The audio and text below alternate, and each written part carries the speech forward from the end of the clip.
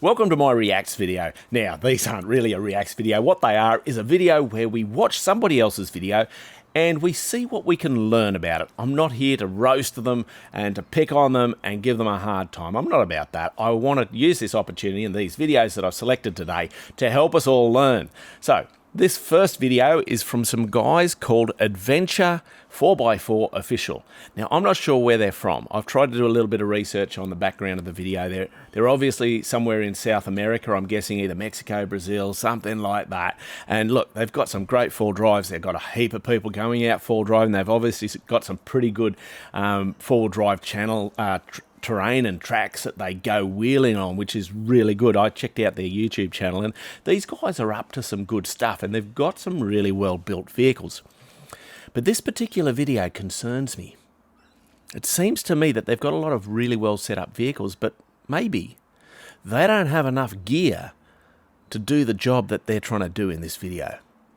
Let's have a watch. Right at the beginning, we're going to hit the first concern.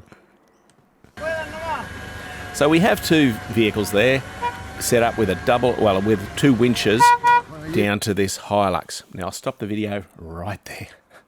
There is so much that could be said about this, and put down in the comments down below anything that you see straight off the bat and you go, whoa, what's going on there, Matt? Okay, I'm sure we can all see a few things. Firstly, we've got two vehicles set up to do two single line winch pulls. Why aren't we setting up one of these vehicles to do a double line winch pull, which increases the winch pulling power of the winch on that vehicle, but it also slows the whole winching procedure down.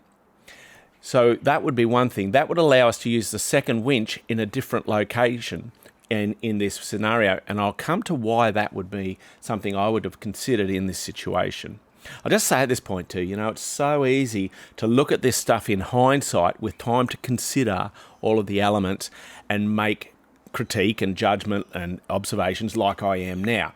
That's why I don't want these videos to be a roast video. I want it to be a learn video. The next issue we see there, both these winch lines come down to the bridle, which looks more or less like a short extension strap. It comes down to the bridle, and then the hooks are hooked back onto themselves, onto the winch line. Why aren't we using soft shackles there? Why aren't we just simply hooking the hooks and latching them off onto the strap? I don't understand why we're connecting up that way. Let's talk about the way that they've connected to the vehicle. So they've used a bridle. That's effectively the strap. A bridle is basically where we take 2 points and bring them up to one, creating a triangle. We call it a bridle, and it's a way of load sharing in a heavy recovery like this situation. So the bridle comes up to the right-hand side recovery point, and then we've got a rated bow shackle that we can see there, and then the rated bow shackle is connected to an eye on the bridle strap, which then goes across to the left-hand recovery point and seems to come back around and then connects up to something else there again. I don't understand why that was done. Why wouldn't we have brought the two winch lines, the two winch hooks down directly to the left and right recovery points? If we're going to use the two winches the way they've got them set up, you don't need this bridle at all. Just hook the hooks to the recovery point. So, like always, there's more to the picture than we can see in the video, but that whole thing just doesn't make sense to me at this point in time. So, let's continue rolling. So we can see that they're winching forward right now. We've got old mate standing at the front of the vehicle here. So he is close to the danger zone. If something was to fail, like one of the winch lines break or something, there's a potential that he could get hurt. Now they do look to be using synthetic lines. So, when they do break, they're not going to maim you or kill you, but I'm not sure why he's needed to be there, to be honest. So we'll continue on.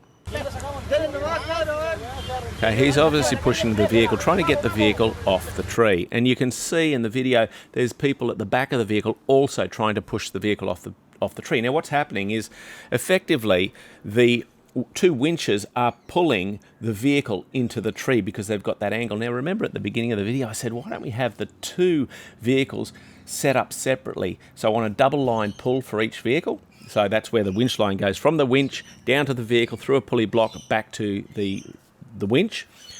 have vehicle 1 set up, like, so let's say the Jeep stays where it is and we take the other vehicle and we put it out to the left-hand side of the bogged vehicle. Now we're going to have the effect of pulling the vehicle off the tree as we pull it up the hill, and it's going to give us the control we're looking for without people having to be in the danger zone.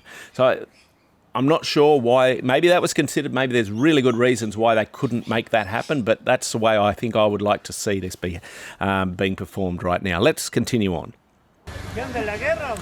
Okay, this is absolute. What on earth? Why? What are you doing? What do you add to the world at this moment, mate? Why are you hanging onto this winch rope? What? Like, absolute danger zone. If there is a dangerous point in this whole recovery, that's where it is, right there. If something fails, he's going to cop it in the head, because where the winch lines run is where the load is going to fly. If a recovery point fails, it's going to fly along the straight line of the winch line. So he's going to cop it right in the head. And he doesn't contribute anything to the recovery. He's not... I'm flabbergasted. I just don't understand what he's doing there. And whoever's in charge of this recovery, which I suspect is the older gentleman at the front of the Hilux, he should be telling this fella to get out of the way. I mean, it's just... I just do not have any concept of what's going on there. We'll continue on. Okay, so that red vehicle is a Hilux. I wasn't sure earlier. All right, so now you can see this is pretty exciting. These guys are in a world of hurt, eh? Like, obviously life has gone bad. I'll just stop it at that point there. You can get a really good view down past the GoPro there, past the tree, and you can see this guy's done a spring lift on the leaf-sprung Hilux on his shackles. See how long those shackles are? This is nothing to do with the recovery, it's just an observation.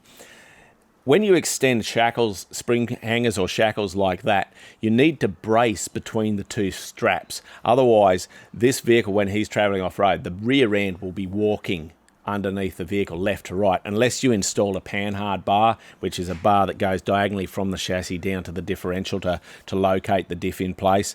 That rear end will have a lot of height under the chassis, but it won't work very well, or it could certainly work a lot better. So anyway, just an observation there. But as you can see, there's no back wheel. Let's continue on. They're using the old log as a skid. That's a really good tactic. All right, old mate's obviously pretty happy with himself. He reckons this is just tickety-boo and you-beaut. Okay, so let's just stop there. Actually, I'll keep going just a tiny bit more. Let's stop here where we can see we've lost the wheel and we've got the wheel sitting in the back of the tray. You can see that the brake disc, the shiny bit in the middle of the wheel, has busted, and I'll explain why. And you can see that it's broken an axle.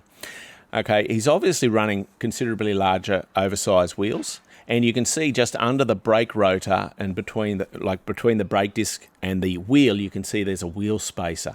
And that'll be the root cause of why his wheel fell off. So these vehicles have what we call a semi-floating rear end. So the axle forms part of the load carrying weight. I won't go into exactly what I mean by that, but basically the axle is a critical part of the load, as opposed to what we call a fully floating design, where the axle carries no load of the weight of the vehicle.